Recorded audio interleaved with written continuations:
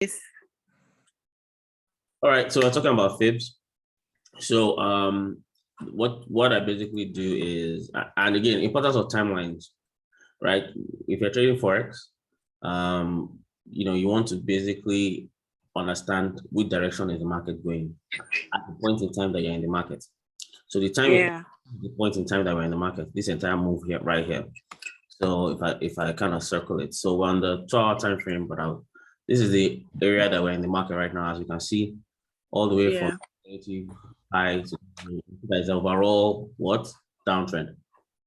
So what the importance of the time frame is, you obviously want to first of all determine the overall direction of the market from a higher time frame, and then you kind of work your way down.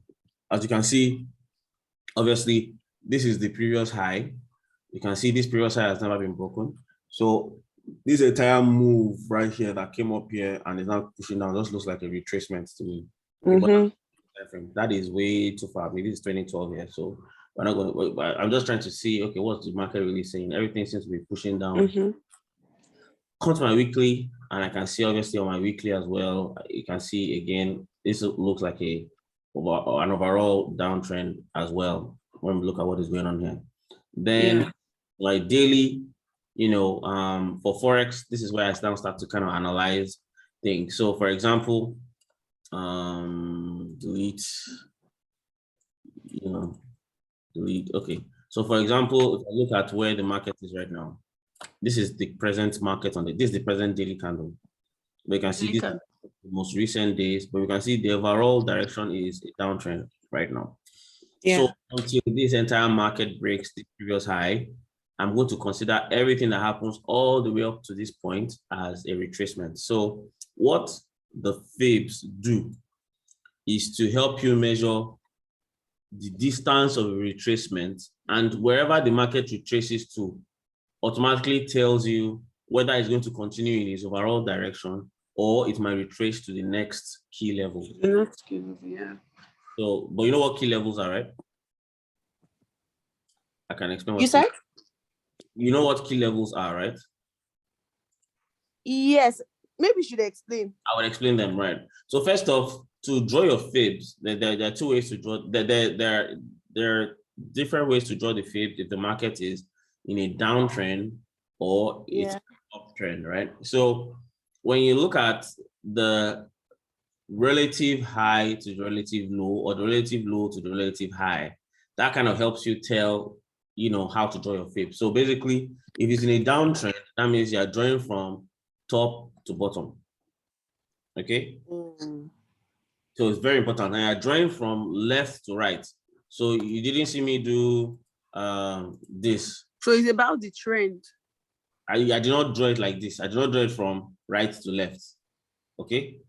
Do you understand what I'm saying? FIBs are drawn from left to right. And even if it's an uptrend, you're going to do from left to right. Right. So that's one thing to first of all know. You draw your FIB from left to right. The next thing is, once you draw your FIB, so like right now, I want to measure this swing move. I want to know what percent retracement this is. So that kind of gives us an indication of where the overall market direction is going to be. So if I draw this, and I'll explain what those numbers on the FIBs are. So you can see this came all the way to my 50,618. So it kind of tapped the 50% 618, which is always referred to as the golden zone. Oh, okay. So you always have. You give me those numbers, Abby. Yeah, I'll tell you what they mean. So you have this zone. So you have this zone here. So there are a couple of key levels on the FIBs, and let's look at that very quickly, right? You have the 38.2. So let me explain what key levels are. Key levels are areas where if the market comes back to that area, we expect the market to continue overall direction. Now we've drawn this FIB indicating that the overall direction is a downtrend. Okay. Yeah. The market came from up here, came all the way down here, and did what? It retraced to 38.2 and then started trying to go down again. But then it did not complete that move. It came back and then retraced where? To 50% zone, 5618.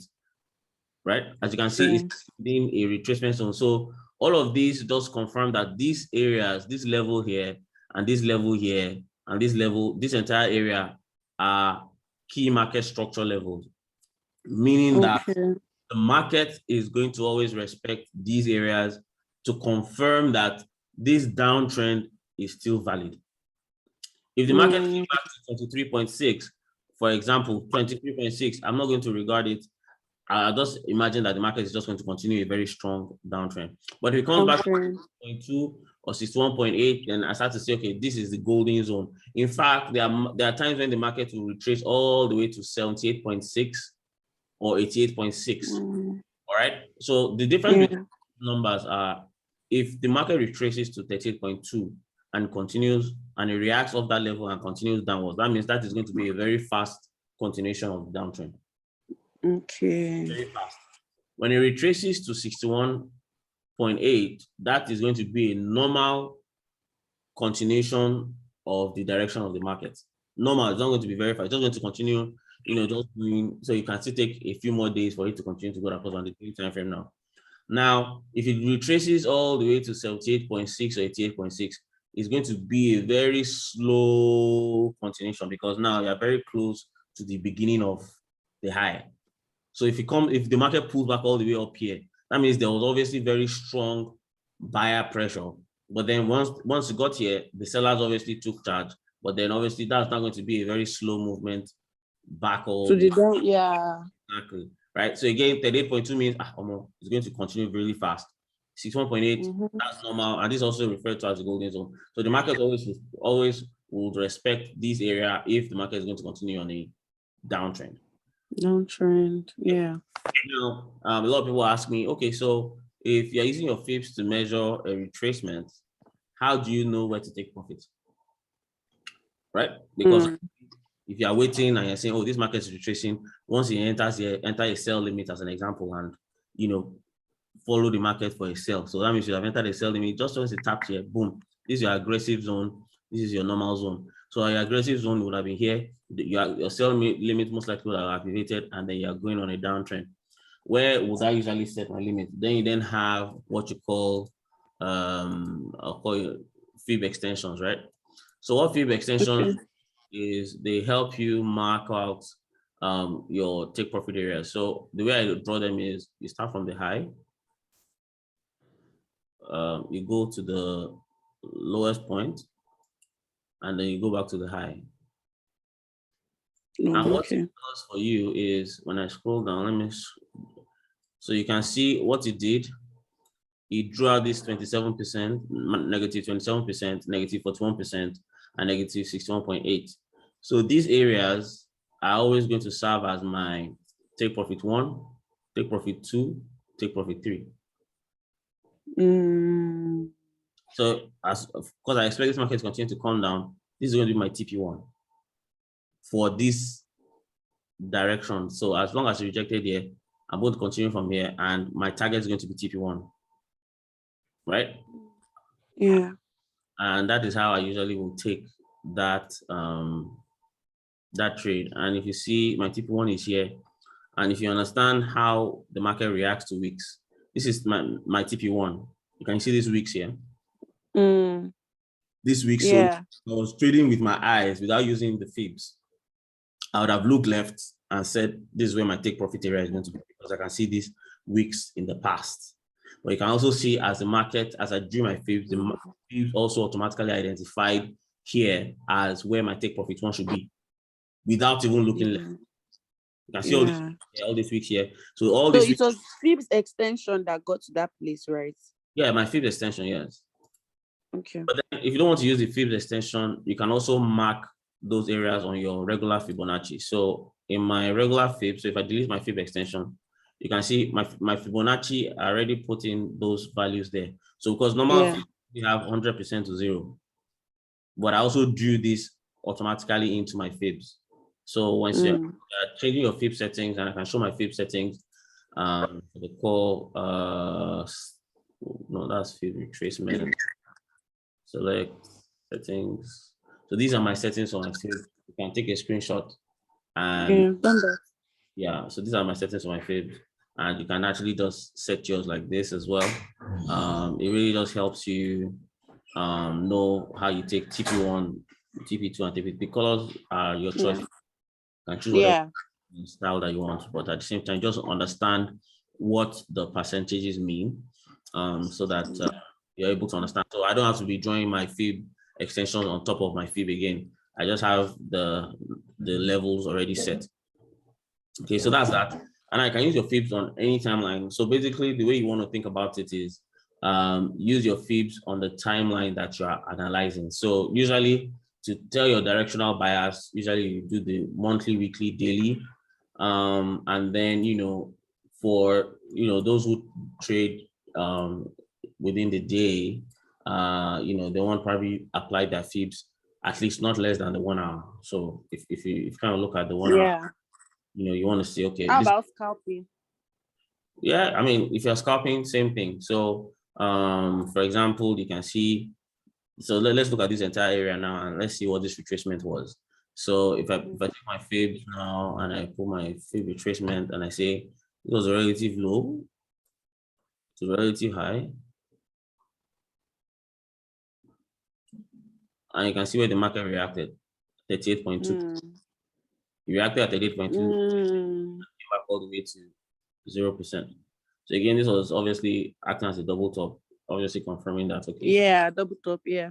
We're going to continue to go down. So that's not the most recent aspect of the market, so I can delete that. But again, let's look at what's the most recent swing. The most recent swing is from here to here. So when I put my FIBs to start here and I draw it all the way down here, again, as you can see, as we always expect, where did the market come back and retest? 38.2. Try to come. Yes, 38.2. That means this can tell you that EA most likely is going to push down. TP1 is always going to be somewhere around here. TP2 is somewhere around here. But you can see there's a balance here. And you can see TP3 is where. So even if I set this for a second, I do TP1, TP2, TP3, it's going to come back to all these weeks.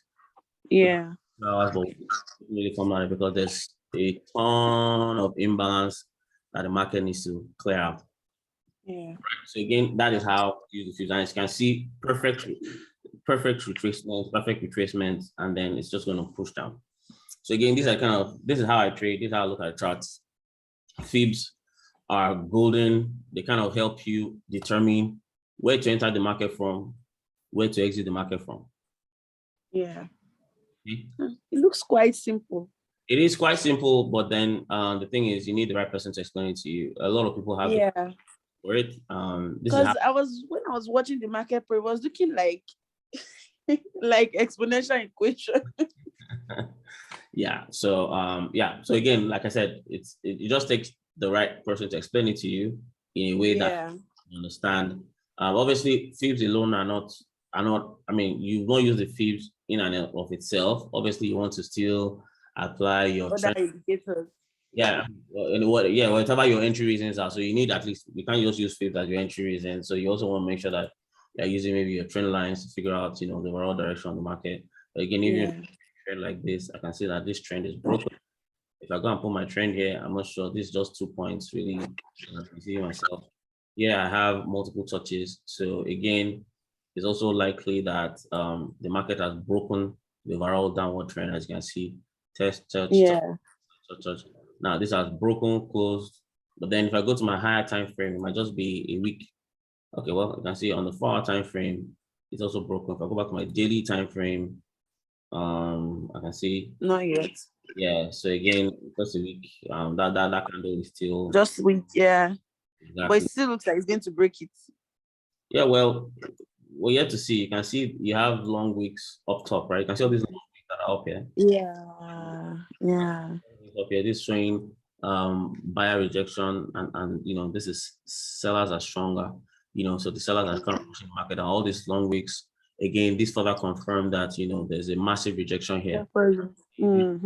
This box that we drew again, showing that that's a rejection area. So the market most likely has to then fill all of these drew before as RS. So you see all these gaps, TP1, TP2, TP3. Remember when we're looking left? So again, we'll at least have to probably come back here, clear all this, fill all of this up, and then push up. Wow. Yeah. So again, all the time frames are important. That's what I like to talk about. All the time frames show you. So anytime you're not clear what's going on the smaller time frame, like you see how we are confused as it's broken. Anytime you're confused about a lower time frame, always push up to the higher time frame. Just go check the 2-hour, go check the 4-hour, go check the daily. You can have a better view of more data. So each candle, so the higher you go, there's more data in the candle, so you can see a lot more. Yeah. Thank you so much, Doctor.